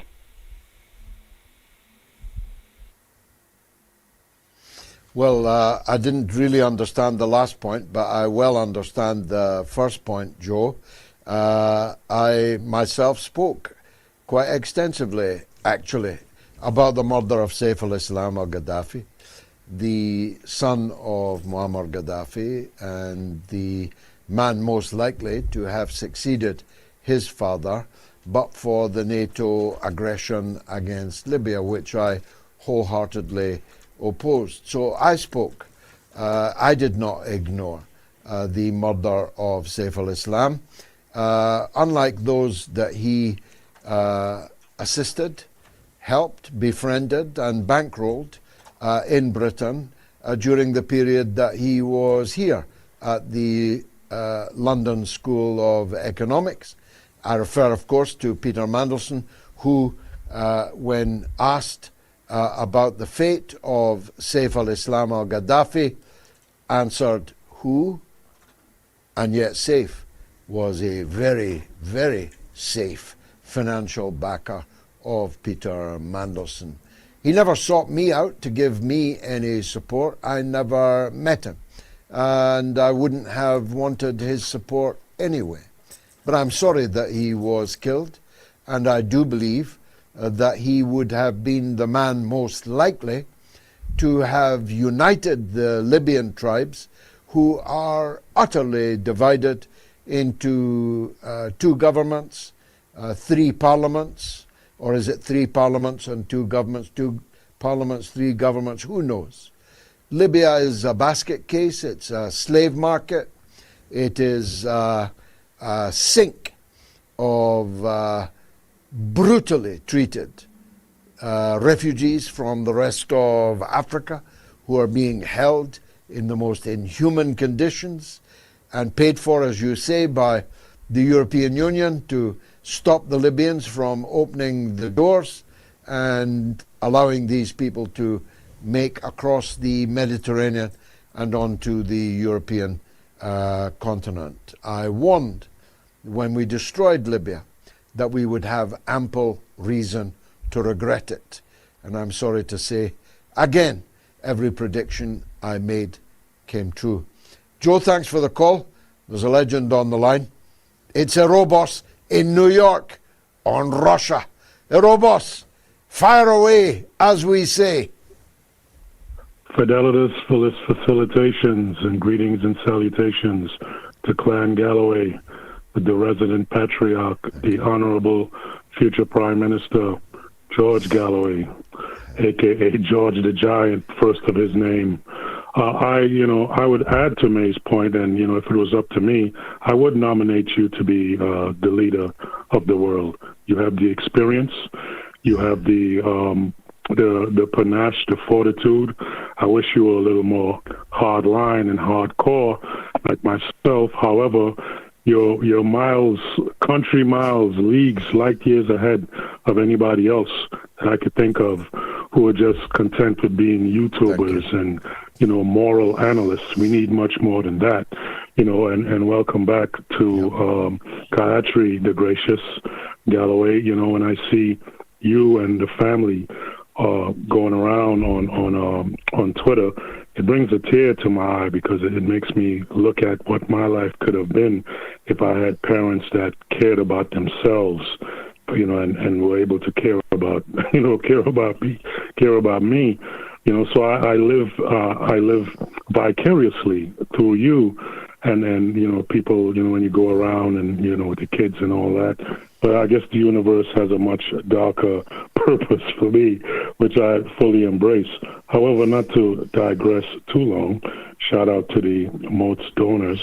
With them, who all of this is possible, including my call, and of course the queen mother of the MOTS staff, Jaya the Magnificent, first of her name, well planted in life. May she live long. I just wanted to say that it was great to see Niko House again. I mean, his skincare routine is flawless. I envy that man.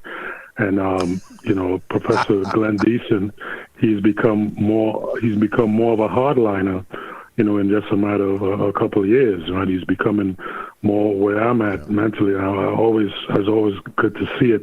Unfortunately, and this is where things will take a turn here. I want to still give condolences to the school, I think, in Luhansk. The Russian Federation still hold the unfortunate record of having the deadliest school shooting in history.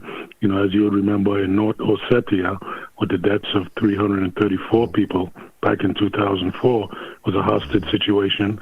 186 of them were children.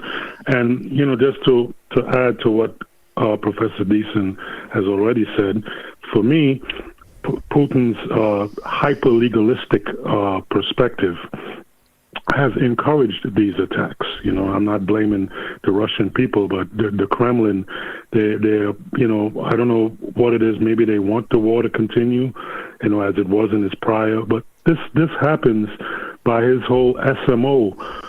This whole, it's a war, it's not a war, let's be surgical, let's be gentle.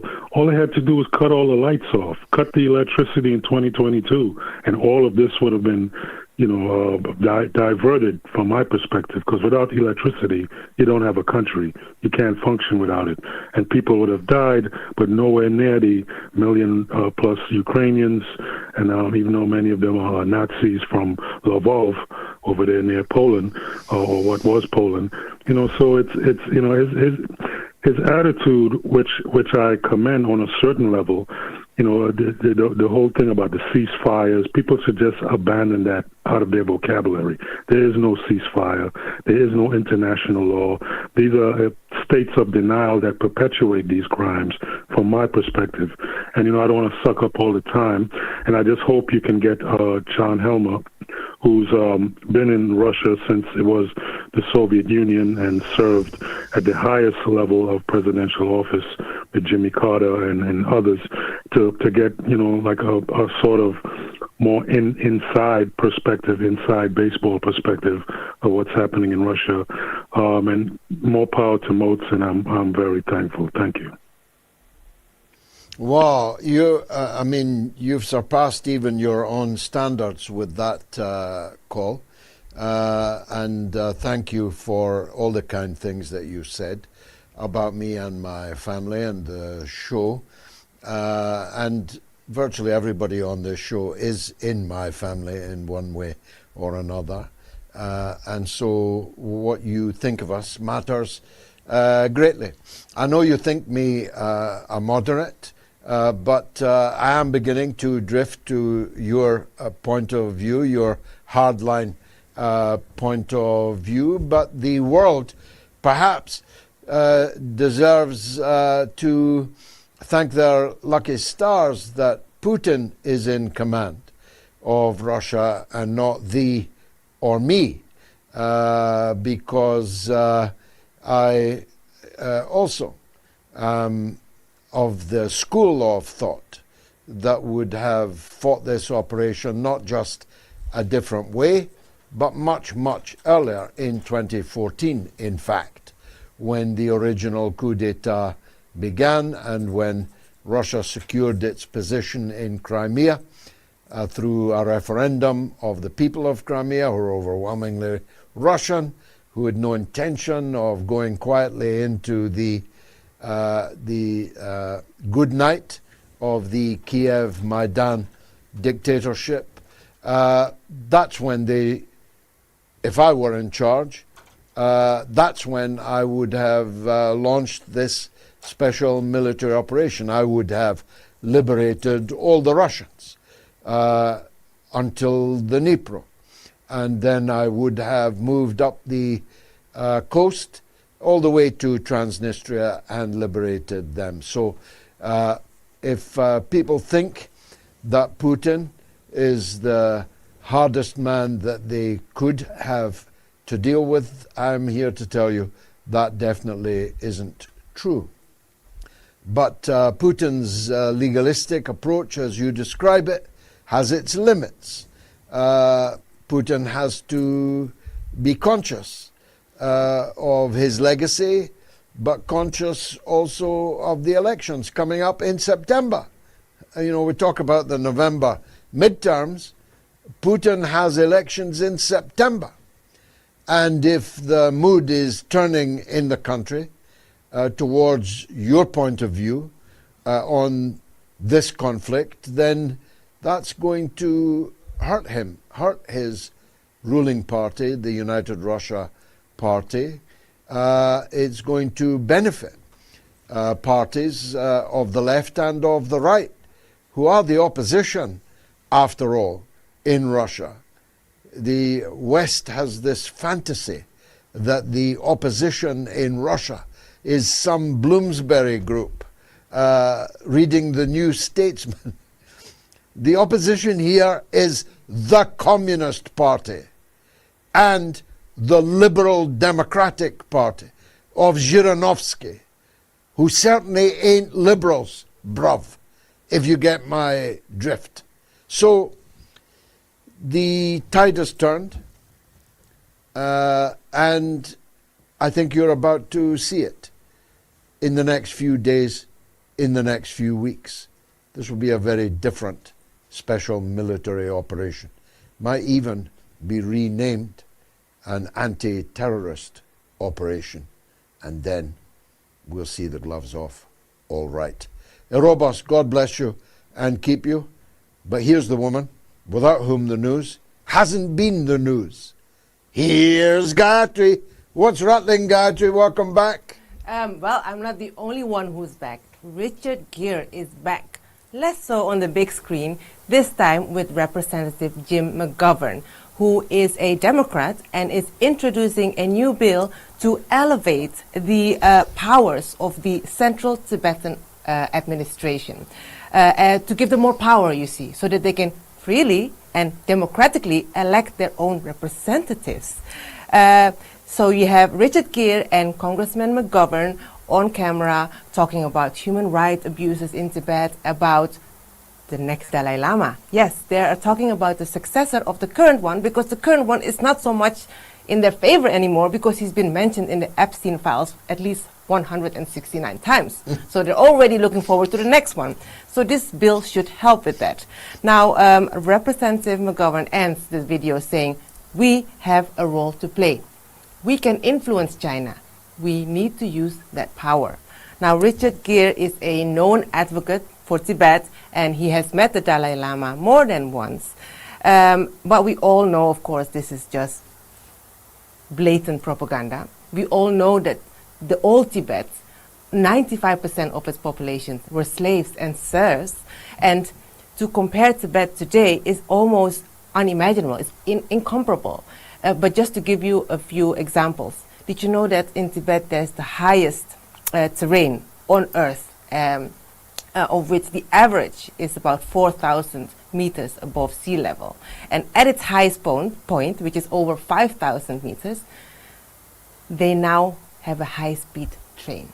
Wow. Reaching this highest point, which is dubbed as the Earth's, what did I say? It is seen as an engineering miracle to make this possible and to therefore connect Tibet with the rest of China. This roof of the world, that's what I was looking for. This roof of the world is now connected to not just the rest of the region, but the whole country. And then, of course, the matter of language, which is being pulled out of the magic hat all the time. Well, when we were recently in China and we went into the Xiaomi headquarters, we looked at their latest models, and in their settings, you were able to choose the Tibetan language. Not just that, also the Uyghur language. All these languages are included and on sale, on display for you in all the Chinese stores. This language thing doesn't really hold either. Don't know what more they can do apart from bringing Richard Gere back onto the screen. But our friends, Andy Borum, actually went to Tibet and made a wonderful documentary called 7 Days in Tibet rather than 7 years. And he calls it by its own name, Zishang. that is debate. It's a better film than any recent Richard Gere film, that's for sure. The worse his career becomes, the more extreme his politics become. He now lives in Spain, by the way, so I'm not sure why he's messing around on Capitol Hill. Exactly. But any idea that they can bring back the absolutism of Dalai Lama rule. I mean, you say he's met him many times. Has he ever kissed him? Because the Dalai Lama does like a tongue kiss, French kissing in the Himalaya. It is extraordinary, this infatuation. Presumably it's Buddhist based, right? Is Richard Gere a Buddhist? I don't know. They just got him on a payroll, I guess. Well, no payroll is big enough to reverse the tide in the People's Republic of China. And the vast majority of people in Xinjiang and in Tibet have every reason to give 3 cheers for that.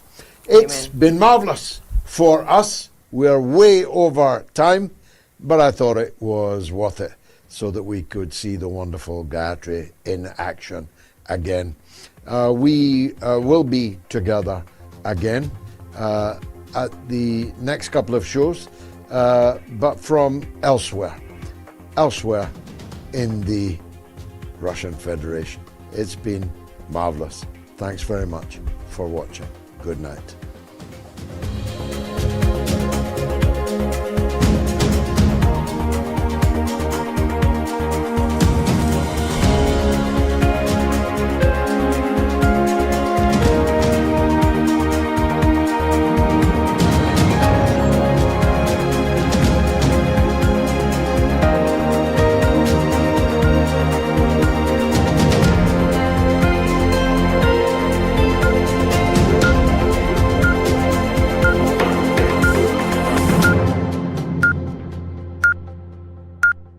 It's the mother of all talk shows. It's the mother of all talk shows. It's the mother of all talk shows. Go get 'em, George.